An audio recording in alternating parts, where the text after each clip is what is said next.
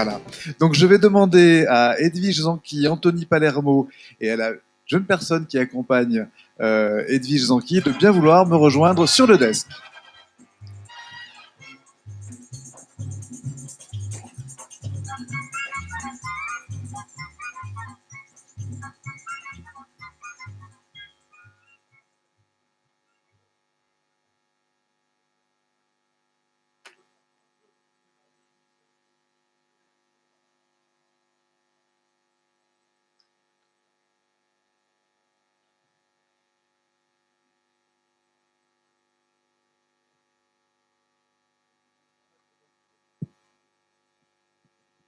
En attendant qu'on vérifie mon micro qui semble un petit coup de fatigue, je vais prendre celui-là. Donc merci, merci. Je vais vous demander de vous présenter tout d'abord, puisque effectivement vous êtes un peu nos invités surprises. Bonjour à tout le monde. Donc, je m'appelle Edwige Zanqui, je suis le maire de Mauriac, nouvellement élu pour ce mandat. Je suis venue accompagnée de William Chémol, qui est un conseiller municipal des jeunes, et de Elisabeth Baladuc, qui est mon adjointe chargée de la jeunesse et qui s'occupe également du conseil municipal des jeunes. Bonjour à toutes et à tous, je m'appelle William Chémol, j'ai 17 ans, je suis au lycée de Mauriac et je fais partie du conseil municipal des jeunes. Merci. Bonjour à tous et à toutes, Elisabeth Baladuc, donc adjointe, comme l'a dit Madame le maire, à la jeunesse et à l'enseignement pour la mairie de Mauriac. Bonjour à toutes et à tous, alors moi je ne suis pas membre du conseil municipal des jeunes de Saint-Élo-les-Mines, mais maire de la commune de Saint-Élo-les-Mines dans le Puy-de-Dôme.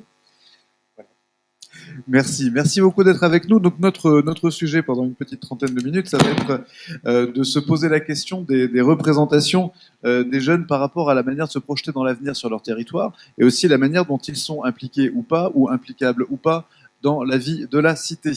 Donc Anthony Palermo, donc nouvellement élu en 2020, je rappelle pas votre âge, vous avez 25 ans ou 26 25 ans. 25 ans, donc un tout jeune maire. Cette jeunesse à Saint-Éloi, comment comptez-vous l'associer au projet de territoire et en quoi jugez-vous que c'est une population qui peut-être a pu être négligée et qui est pour le coup prioritaire aujourd'hui? Déjà, la première des choses, c'est de se dire que les jeunes, ce n'est pas une classe homogène ou une catégorie particulière. Ce n'est pas le « et toi les jeunes » que l'on pouvait entendre. Et toi le jeune. Et toi le jeune de la pub de la Poste du début des années 2000. Et surtout en tant qu'élu public ou en tant que responsable public, l'idée c'est de ne pas céder à la facilité et de entre guillemets se doter de son jeune de service ou de ses jeunes de service en se disant on va mener une politique en faveur de la jeunesse, en faveur des jeunes, sous couvert de la validation soit au sein de son conseil municipal d'un ou deux jeunes ou d'un conseil municipal des jeunes, mais véritablement de les impliquer de l'idée jusqu'à la réalisation des projets et y compris tout au long de la réalisation en les mettant en responsabilité. L'idée ici, c'est de se dire trop souvent, on crée des politiques publiques pour la jeunesse en faveur des jeunes, en essayant d'apporter quelque chose avec un cadre parfois très contraignant qui rappelle souvent les structures d'écoles, de centres de loisirs et ce genre de choses. Et finalement, on laisse peu de place à ce que les jeunes s'expriment réellement. C'est-à-dire s'exprimer réellement, c'est et en même temps réussir et en même temps échouer dans leur démarche. Souvent, on a envie de trop guider on va dire ces processus-là. Nous, à Saint-Élo-les-Mines, ce qu'on essaye de faire, c'est de se dire, tout d'abord, on est une commune frappée par la précarité, le chômage, les problématiques de mobilité, comme beaucoup de territoires ruraux. Et finalement, on s'est dit, mais quelle est notre plus grande richesse? Alors, on n'a pas de pétrole, mais on a des idées. Et surtout, on a un capital humain. Moi, quand on me demande quelle est ma plus grande richesse à Saint-Élo-les-Mines, je dis c'est les Éloisiens, les gens de ma commune. Et les forces vives, aujourd'hui, les forces vives de demain, ce sont les jeunes. La première des choses, c'est aussi leur redonner confiance en eux et en leur avenir, en leur disant, ce n'est pas parce que c'est cette vision toujours très pessimiste, en se disant oh, tu es un jeune rural, donc tu auras des difficultés dans la vie, tu auras du mal à réussir, tu auras du mal à faire ceci, tu auras du mal à faire cela. Être jeune en ruralité, ce n'est pas que des déterminismes, c'est aussi une richesse humaine de par la proximité avec ses concitoyens. Et l'idée, c'est de capitaliser là-dessus, redonner confiance en ce que c'est. Et on l'écoutait un petit peu tout à l'heure, c'est de se dire inventer, créer un autre mode de vie en se disant être jeune en ruralité, c'est pas à l'opposition entre être jeune en urbanité, être complètement à la marge et se dire qu'il y a de la richesse là-dedans. Merci. Je rappelle que vous êtes natif vous-même de Saint-Éloi. Exactement. Et que ça va, pour le coup, pas empêcher de devenir maire. Exactement. Voilà. Mais on va entendre que c'est pas toujours si simple. Certains jeunes le disent eux-mêmes. Baptiste, on va passer les sons que nous a transmis Gaël Laborie de l'association TV Locale. Je vous demande d'être attentifs. Ils répondent à une question qu'on va entendre.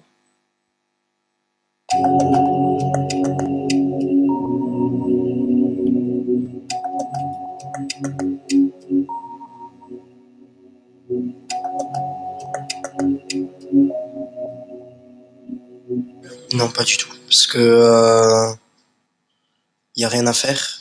Tu t'ennuies comme ça. Dès que tu restes tout seul, tu t'ennuies. Par le samedi matin, il y a le marché. Sinon, tout le reste, c'est le week-end, c'est rien du tout en fait. C'est un village perdu. Bonjour, je m'appelle Colline. Non, je ne pense pas pouvoir construire mon avenir dans cette commune parce que les opportunités et les moyens ne sont pas assez élevés. Il n'y a pas beaucoup de travail à portée de main et de plus, pas de transport. Déjà, j'habite à Montbéton. Je sais pas, déjà, j'aime pas trop la campagne et c'est loin un peu de Montauban. Du coup, moi, il n'y a rien à faire dans mon village. J'ai pas envie de rester ici. Oui, avec cette formation, je suis déjà une orientation, donc c'est un plus, donc j'espère quand même avoir une vie professionnelle, oui. Je viens juste de venir cette année, donc c'est vrai que c'est nouveau, moi qui étais vers Marseille, et c'est un beau petit village, une belle ville, donc oui, ça va, je suis content et j'apprécie Castel. Je m'appelle Riyad, mon origine c'est marocaine. Je passe toute ma vie en Espagne et ça c'est ma première année en la France. Je pense que j'habite toute ma vie en Moissac parce que c'est bon. J'habite à la Cour Saint-Pierre. Non, je ne souhaite pas faire ma vie là où j'habite actuellement car pour moi les valeurs de la France ne sont plus d'actualité et j'aimerais aller vivre au Canada. Bonjour, je m'appelle Ambre et j'habite à Fignan dans le 82. Je ne pense pas pouvoir construire mon avenir dans ma commune parce qu'il n'y a pas de moyens d'études et pas énormément d'emplois et surtout pas dans des voies qui m'intéressent. Je pense pas rester toute ma vie à Castel-Sarrazin parce qu'il n'y a pas beaucoup d'emplois et peu de solutions en termes de mobilité. Ça plombe un petit peu. On voit qu'il y a du chemin à faire pour inventer le monde de demain dans la ruralité. Anthony Palermo, est-ce que vous pensez que les jeunes de Saint-Éloi-les-Mines ont ce type de sentiment? Là, on voit qu'effectivement, il y a un jeune migrant, une personne d'origine marocaine qui sont quelque part un peu les seuls à vouloir rester. Donc, voilà, est-ce qu'on en est là aujourd'hui sur un territoire comme Saint-Éloi, qui, je le rappelle, est à une 50aine de kilomètres de Clermont-Ferrand? Et il y a une 50aine de kilomètres de Clermont-Ferrand. Effectivement, je pense que, et au vu des échanges que l'on a avec la population, effectivement, les jeunes aspirent potentiellement à partir, ce genre de choses, mais il faut se poser la question pourquoi. Quels sont les moyens qui leur sont mis à disposition, quels sont leurs freins, les problématiques de mobilité, les problématiques notamment liées à l'éducation. Sur l'éducation, la perspective de ce qu'on appelle l'éducation de proximité, c'est-à-dire on a un lycée professionnel sur sa commune ou à proximité, donc c'est la seule porte d'orientation possible.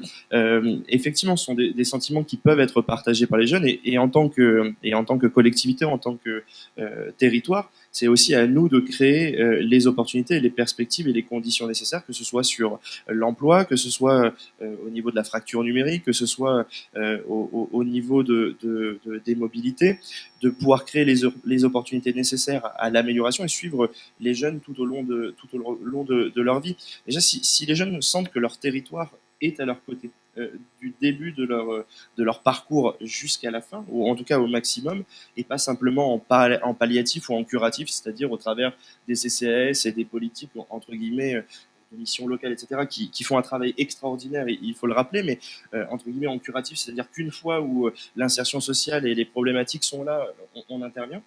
C'est là où effectivement on se met le doigt dans l'œil. Il faut l'anticiper, travailler beaucoup plus tôt en amont, notamment que ce soit à travers l'école, mais aussi en dehors, au travers des autres structures, en ouvrant le champ des possibles et en offrant des perspectives aux jeunes.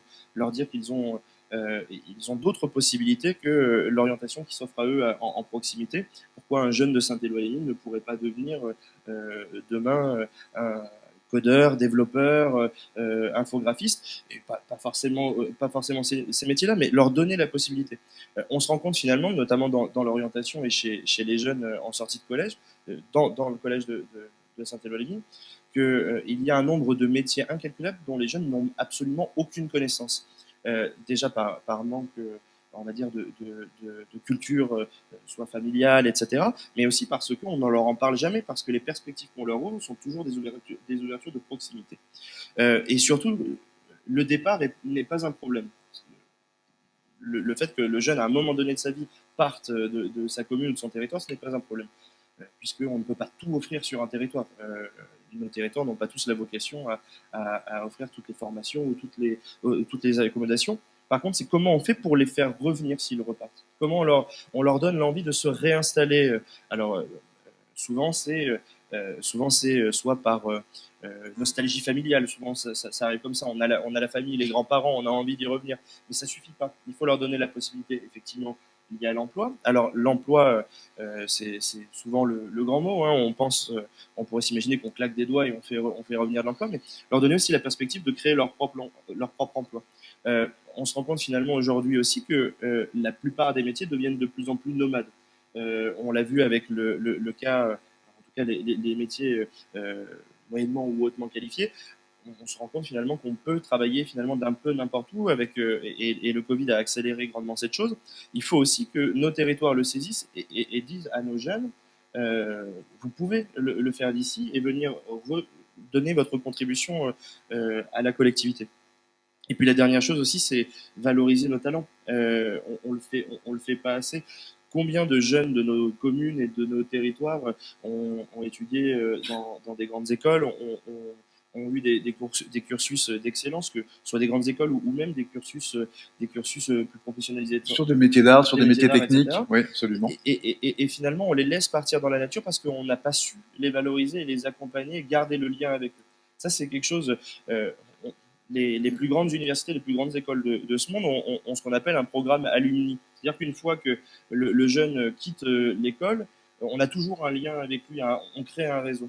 Pourquoi nos territoires n'ont pas de réseau alumni, on va dire, locaux, et de se dire, quand nos jeunes partent du territoire pour étudier, pour construire leur vie, pourquoi on ne garde pas ce lien et on ne crée pas un réseau avec eux qui permet, entre guillemets, de garder le lien avec ces jeunes. Merci Anthony Palermo. Je vais m'adresser au jeune homme. Tu as entendu ces témoignages. Aujourd'hui, toi, tu veux rester à Mauriac. Attention, Madame le maire est juste à côté. Mais franchement, est-ce que tu te projettes? Est-ce que finalement tu regardes à l'année prochaine ou à 3 ans? Et est-ce que tu te vois effectivement continuer et faire quoi à Mauriac aujourd'hui? C'est une très belle ville, un très beau village. Alors moi, je compte faire mes études dans tous les cas à Clermont, parce que malheureusement à Mauriac, il n'y a pas de faculté ou d'université me permettant de faire les études que je souhaite. Mais j'aime bien Mauriac parce que il y a une tranquillité à la fois psychologique, il n'y a pas les voitures, ça se presse pas, on est un peu tranquille, c'est la campagne. Et puis aussi, comme vous le disiez, la nostalgie familiale. J'aime bien mes parents, comme tout le monde, je pense. Et rester avec eux, c'est pour moi, oui, c'est un cadeau parce que mon frère, par exemple, est parti à La Ciotat, il est parti loin, dans le sud de la France. Ouais. Et moi, je pense que j'ai les opportunités à Mauriac qui me permettent de rester. D'envisager de rester, ouais. Et tu es engagé dans le conseil municipal des jeunes depuis combien de temps? Alors, le conseil municipal des jeunes a été instauré cette année par Madame Zanki. C'est tout frais. Ouais. Et donc, on nous a demandé au lycée s'il y avait des volontaires pour y participer, et j'ai dit oui. Merci beaucoup. Madame le maire, justement, pourquoi on imagine c'est une décision forte de début de mandat. Hein, c'est peut-être même une promesse électorale à un moment donné. Qu'est-ce qui vous a mobilisé, vous a donné envie d'aller créer un conseil municipal des jeunes, sachant qu'il s'en est créé pendant une période quelques-uns qui n'ont pas tourné très très longtemps. Comment vous associez finalement ces jeunes du conseil municipal à la décision publique, à la gestion de la commune? Alors effectivement, la décision de créer un conseil municipal des jeunes a été une promesse de campagne parce que je suis médecin et nombre de mes jeunes patients m'avaient parlé de cette nécessité d'avoir une voix. En fait. Donc, actuellement, il n'est pas possible à moins de 18 ans de participer au conseil. Donc, nous avons eu l'idée, mon équipe et moi-même, de créer ce conseil municipal. Pour deux raisons. La première, c'est que je considère que le rôle d'un élu, c'est gouverner, c'est prévoir. Alors prévoir, c'est peut-être un petit peu excessif aujourd'hui, mais au moins essayer d'anticiper l'avenir. Et qui, mieux que des jeunes, peuvent nous donner un éclairage sur l'avenir, puisque c'est eux, en priori, qui savent ce dont ils auront besoin dans les années prochaines. Et également, il était nécessaire qu'ils puissent participer à cette vie dans l'idée de développer leur implication citoyenne, leur permettre d'améliorer, par exemple, leur quotidien, justement pour leur donner l'envie de rester dans leur pays, et aussi leur permettre un jour d'y vivre totalement, notamment avec une famille. Alors nous avons commencé à engager des actions un petit peu concrètes, puisque d'une part, donc, nous leur avons donné la parole, d'autre part, nous avons créé en vue d'une famille, nous allons créer une micro-crèche. Donc l'idée est justement de faire perdurer cette notion de jeunesse. Vous ne pouvez pas avoir des jeunes qui restent au pays si vous n'avez rien à leur proposer, ne serait-ce que pour, par exemple, la garde de leurs enfants. Donc il y a ça. Et en ce qui concerne les jeunes en tant que tels, améliorer leurs conditions de vie, notamment au niveau du sport, des loisirs, etc. Donc tout ça avec l'éclairage particulier de cette jeunesse. Voilà pourquoi on a le conseil municipal des jeunes. Et comme disait William, le malheur est que dans nos régions, bien sûr, il faut partir pour faire des études. J'ai moi-même été confrontée donc à cette façon de faire, puisque je suis partie faire mes études loin de Mauriac. J'y suis revenue parce que, comme William, j'y avais de la famille, et puis parce que ce pays me plaît. Donc, aujourd'hui, j'en suis l'édile et très fière de l'être.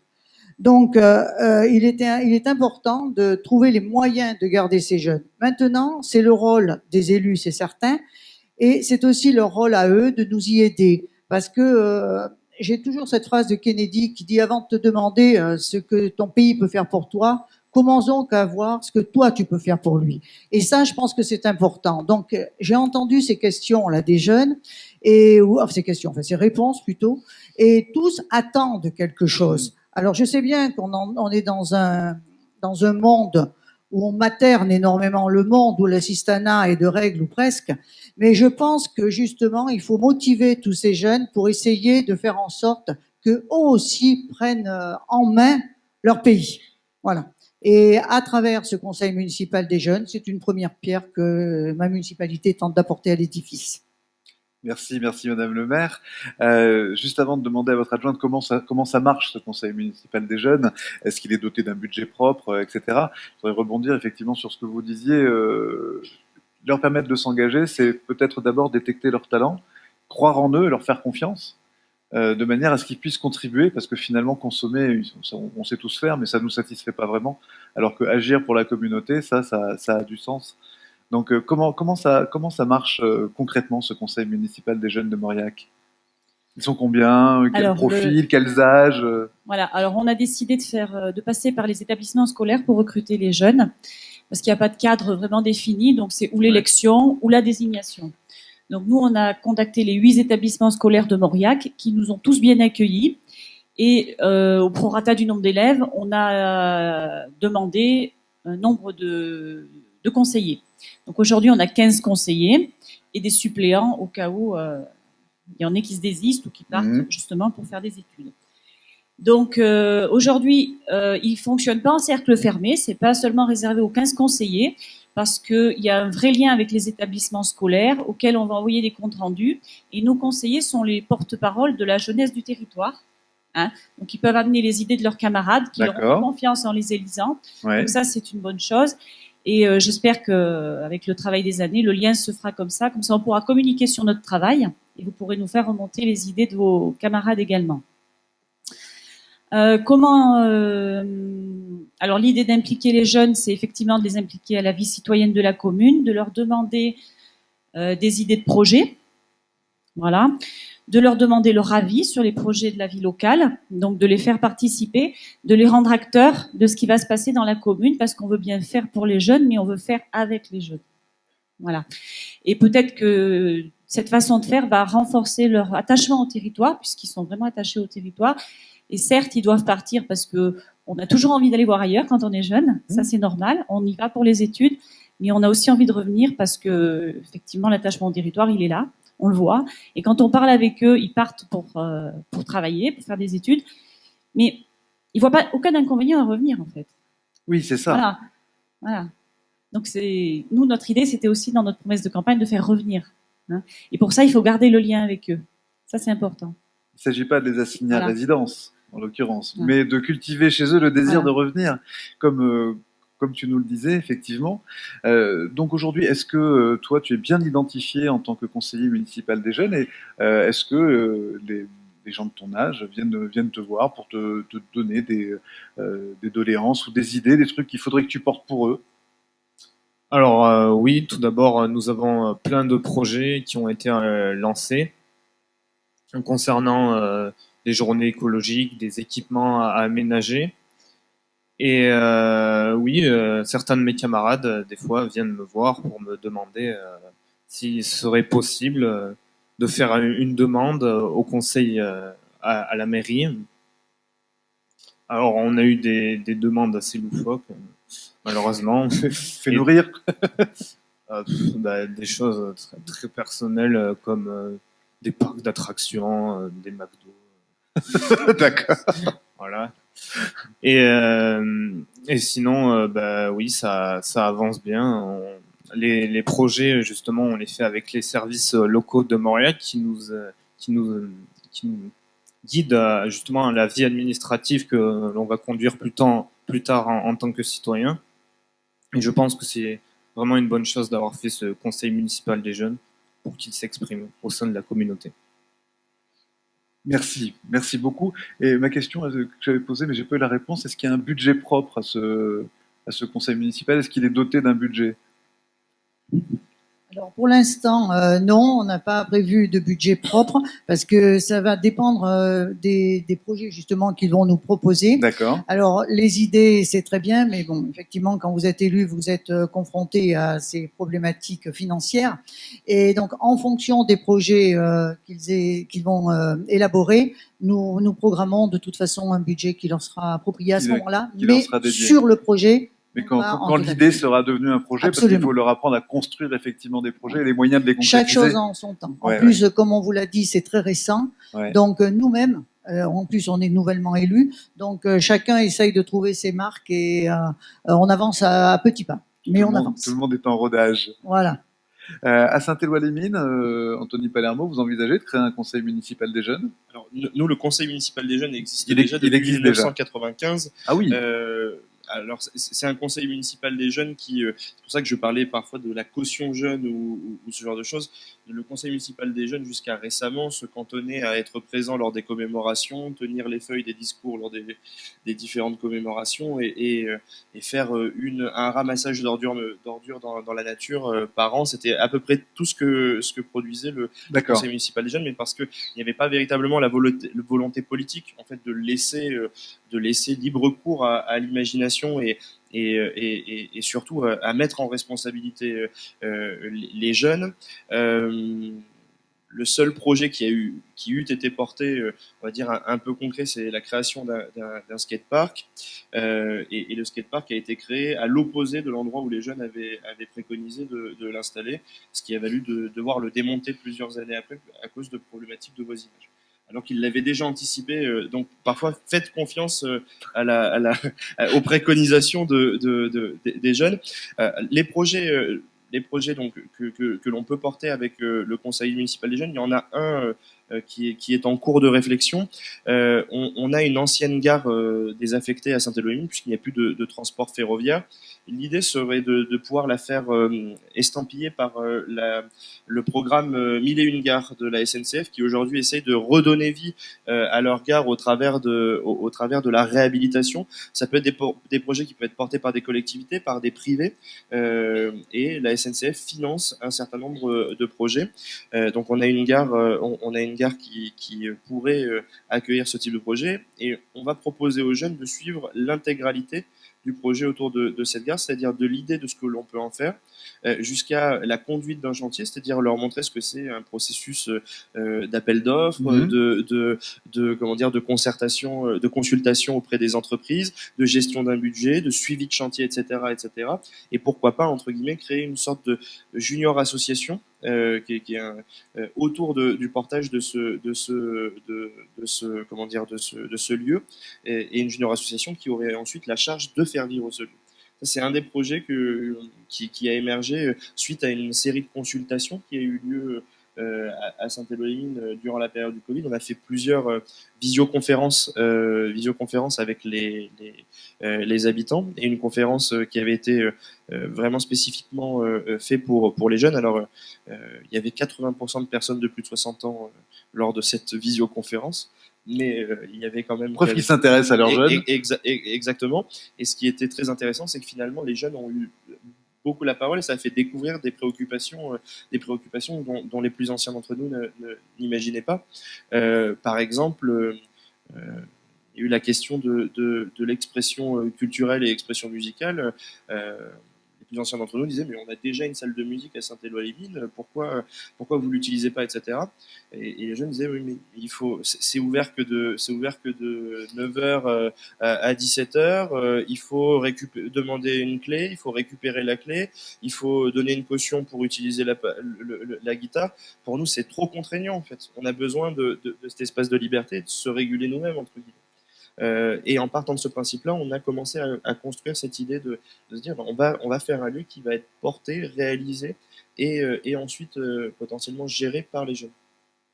Alors Saint-Éloi-les-Mines, c'est 3700 habitants dans les Combrailles. Mauriac, c'est combien d'habitants? Ouais, vous ressemblez pas mal. Vous êtes à combien de kilomètres d'Aurillac? À 50 aussi. Donc on est sur des configurations finalement assez proches.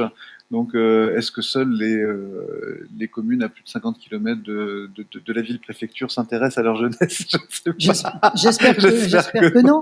Mais il faut dire aussi que d'abord, c'est pas si facile que ça de motiver les jeunes pour qu'ils viennent prendre des décisions, en fait, d'une certaine manière. Donc dans les villages ou les villes de moindre importance en population, c'est difficile donc de recruter aussi. De trouver le vivier, oui. C'est ça. Alors là, on a eu la chance, comme l'a dit Elisabeth, que les écoles ont joué le jeu, et les jeunes également, puisqu'ils ont même fait une élection pour cela. Donc chez nous, mais il y a une population scolaire déjà un petit peu importante, donc c'était jouable. Dans les petits villages, c'est peut-être plus compliqué, je pense. Merci pour cet éclairage. Donc ils sont élus pour combien de temps? Tu es élu pour combien de temps? 2 ans et demi. 2 ans et demi. Donc c'est quand la prochaine campagne? Du coup, faut commencer à se préparer. Oui, il faut. Oui, donc tu es comme les présidentielles, tu es déjà en campagne. C'est ça. Et qu'est-ce qui se passe quand il arrive à 18 ans, justement? Il y a une suite au conseil municipal des jeunes, conseil municipal des moins jeunes? Alors, William était en première quand il a été élu, donc il est prévu qu'il fasse son année de première et de terminale. Donc après, il va partir faire des études, et on revotera pour prendre des jeunes qui vont rester 2 ans. D'accord. Et c'est vrai que tu vas avoir 18 ans l'année prochaine, donc ça ne posera pas de problème, la passation sera naturellement. Bon, d'accord. Voilà. On avait un petit peu anticipé ces problèmes d'âge, et puis au cas où, il y a des suppléants. Voilà. Super.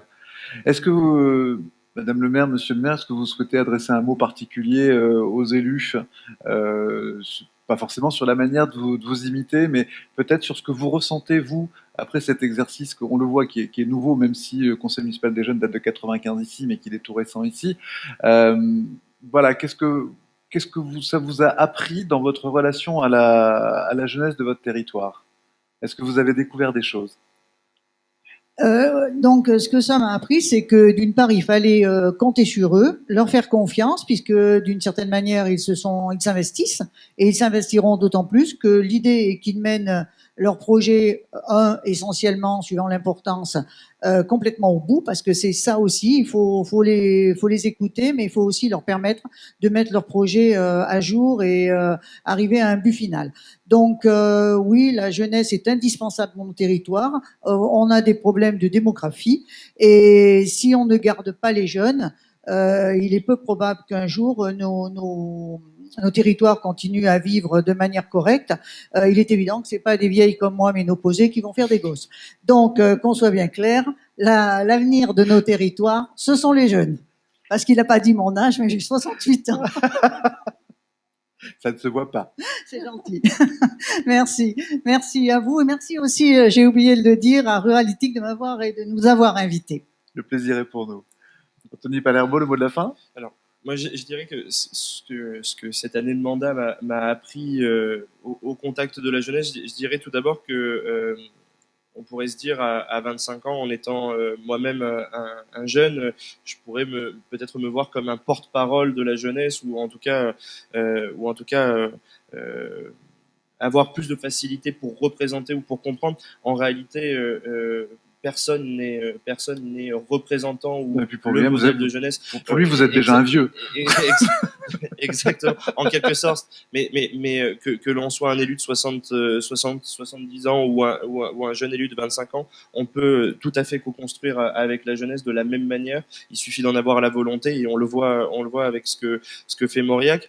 La deuxième chose, c'est surtout, on se rend compte que dans notre société, il y a de plus en plus parler d'une différence de modèle. On a une société qui consomme de plus en plus de services, une société qui consomme de services, et donc ça se retrouve aussi sur les modes d'engagement. On a des engagements qui sont beaucoup plus en dilettante, mais que ce soit chez les jeunes ou chez les plus anciens, on s'engage rarement pour un tout, pour une grande cause, mais plutôt pour des petites causes, pour des petits combats.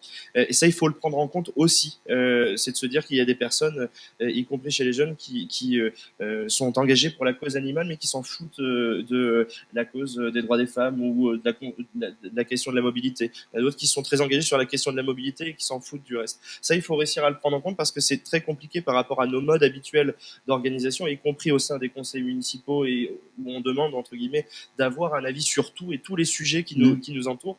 Et on se rend compte que les modes d'engagement, y compris chez les plus jeunes, ne sont plus de cette forme-là. Et donc, il faut savoir aller chercher, comme pour les talents, les combats qui peuvent parfois être individuels et aller chercher ce qui intéresse les gens et d'arriver à mettre ça bout à bout pour créer le tout. Voilà ce que je voulais dire. Se préoccuper de ce qui les intéresse déjà plutôt que d'essayer à toute force de les intéresser à ce qui nous intéresse, peut-être. Merci beaucoup. Je vous propose d'applaudir nos panélistes.